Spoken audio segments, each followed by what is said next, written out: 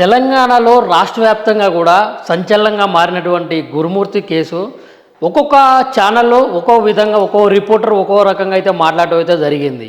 కానీ పూర్తి వివరాల్లోకి వచ్చినట్లయితే ఈరోజు కేసు నిర్ధారణ అయ్యి క్లూస్ టీము క్షుణ్ణంగా పరిశీలించి దాన్ని ల్యాబ్లో చెక్ చేసిన తర్వాత ఇది గురుమూర్తే ఖచ్చితంగా తన భార్యని హత్య చేసినట్లయితే గమనించిన పోలీసులు ఈరోజు కోర్టుకు అయితే తీసుకుపోవడం జరిగింది.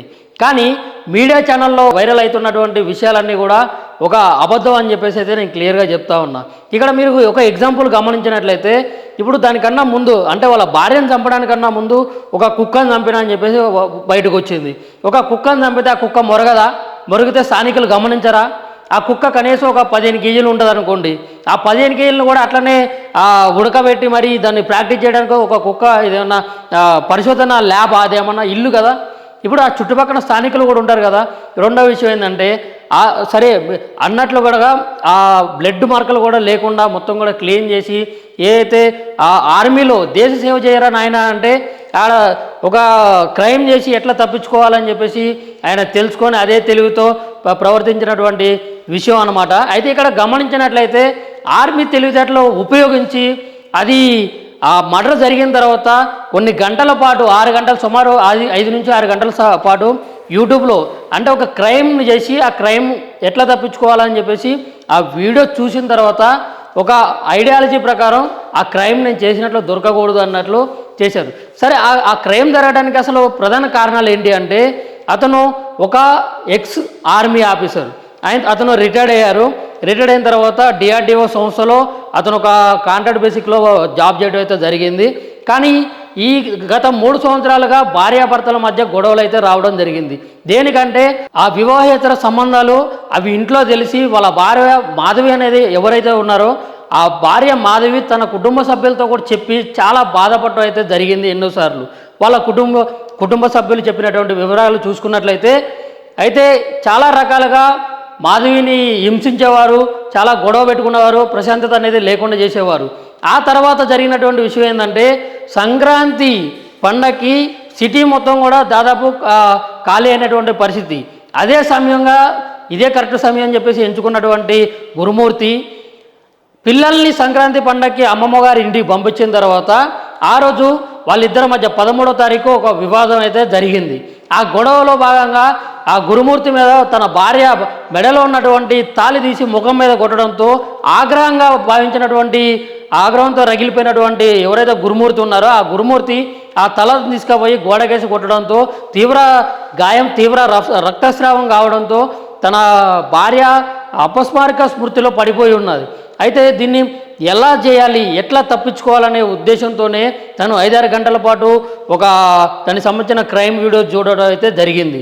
ఆ తర్వాత సరే అందరూ అనుకున్నట్లు బయటకు వచ్చినటువంటి వార్తల ప్రకారం తనని ముక్కలుగా కొంతమంది ఏమో 60 ముక్కలు అంటారు, కొంతమంది 70 అంటారు, కొంతమంది ఏమో 72 ముక్కలు అంటారు. సరే అతి కిరాతకంగా చంపినా కానీ అతి కిరాతకంగా తన ఏదైతే ఆ మృతదేహం ఉందో ఆ మృతదేహాన్ని ముక్కలుగా నరికినా కానీ ఇది ఏకకాలంలో అయ్యే పనేనా? ఏకకాలంలో సాధ్యమవుతుందా? ఇది సాధ్యం కాదు కదా.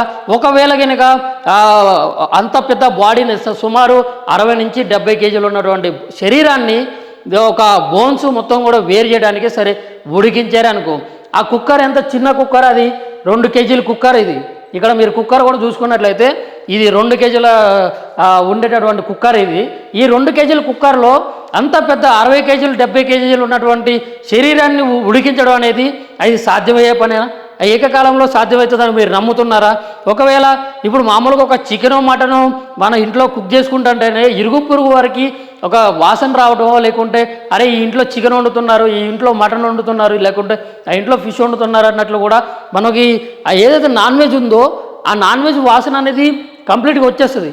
దీన్ని కుక్కను పెడితే మరి కుక్క దగ్గర నుంచి అంటే కుక్క దేహం నుంచి వచ్చేటటువంటి దుర్వాసన ఎట్లా వస్తుంది? ఒక దేహాన్ని కత్తిరించినట్లయితే ఆ దేహంలో నుంచేటువంటి ఆ బ్లడ్ బయటకు వస్తే ఆ దుర్వాసన ఎంత దారుణంగా వస్తుంది. ఇప్పుడు మార్చురీ దగ్గర గమనించినట్లయితే కనీసం కూడా దగ్గర కూడా పోలేనటువంటి పరిస్థితులు అయితే అక్కడ మార్చురీ వాతావరణం అయితే ఉంటుంది.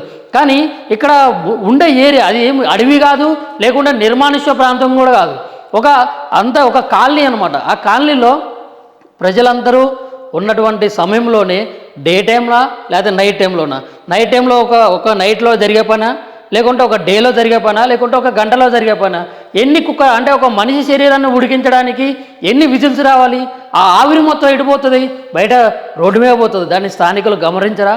కాబట్టి ఇక్కడ వాస్తవానికి అవి జరిగినా జరగకపోయినా కానీ హత్య చేసినటువంటి విషయం అయితే వాస్తవం.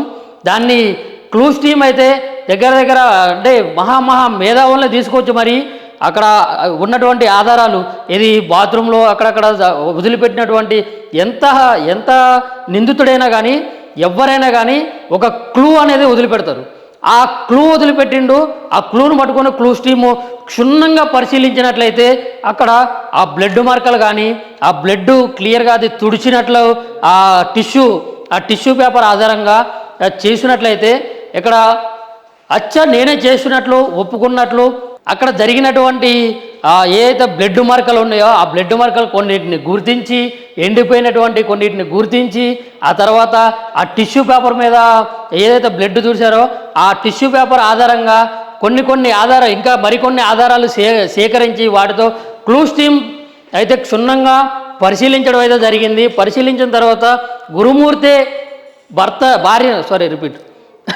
అన్నిటినీ పరిశీలించిన తర్వాత గురుమూర్తి భార్యని హత్య చేశాడని చెప్పేసి నిర్ధారణ అయింది. నిర్ధారణ అయిన తర్వాత ఈరోజు కోర్టుకి తీసుకెళ్తా ఉన్నారు. మరి కోర్టులో మరి అతను నోరు విప్పుతారా లేకుండా తన మీద వేసుకోరా? కానీ ఇప్పుడు వరకు అయితే చాలా తెలివిగా తప్పించుకున్నటువంటి విషయం అయితే అందరూ గమనించారు. ఇక్కడ ప్రజలందరికీ కూడా తెలవాల్సిన విషయం ఏంటంటే, మీరు చాలా అప్రమత్తంగా ఉండండి. ఏదైనా వివాహేతర సంబంధాలు ఉండకపోవచ్చు, కానీ ప్రాణాల మీద తెచ్చుకునేటటువంటి ఆ గొడవలు అయితే తెచ్చుకోవద్దు. మనకి రాజ్యాంగబద్ధంగా చాలా హక్కులు ఉన్నాయి. ఒకవేళ వివాహేతర సంబంధాలు ఉన్నాయని చెప్పేసి ఇంట్లో మీకు తెలిసినా కానీ మహిళలు తీవ్రంగా ఆగ్రహం వ్యక్తం చేస్తూ ఉంటారు. కానీ అది కూడా మంచి పద్ధతి కాదు. మీరు కొన్ని ప్రాణాల మీద తెచ్చుకోవద్దు. మనం చట్ట ప్రకారం వెళ్ళాలి, కంప్లైంట్ చేసుకోవాలి, కోర్టుకు వెళ్ళి డివోర్స్ అప్లై చేసుకోవాలి. ఒక్కళ్ళతోనే కాదు కదా.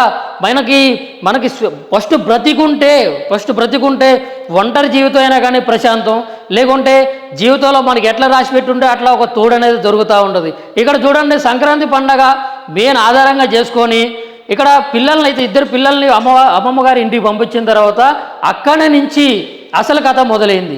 గొడవ జరిగింది, అంత కథ ముగిసింది.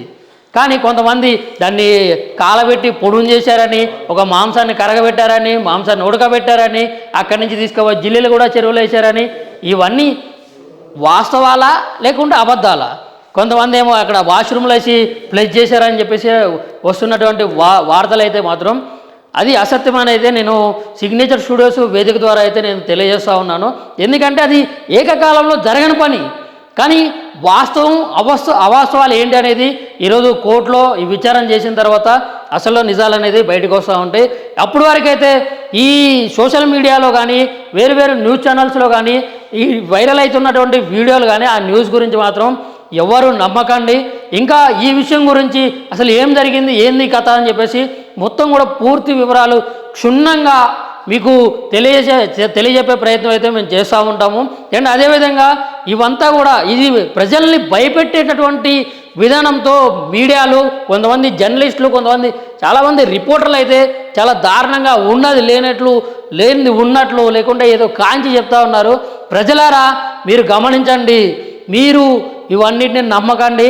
వాస్తవం ఏందనేది చిన్నగా బయటకు వస్తుంది. మీరు భయపడకండి. ఈ కేసు గురించి అయితే పూర్తి స్థాయిలో కరెక్ట్గా మీకు ఇన్ఫర్మేషన్ ఇచ్చేలాగైతే సిగ్నేచర్ స్టూడియోస్ వేదిక ద్వారా మీకు తెలియజెప్పే ప్రయత్నం అయితే చేశాను.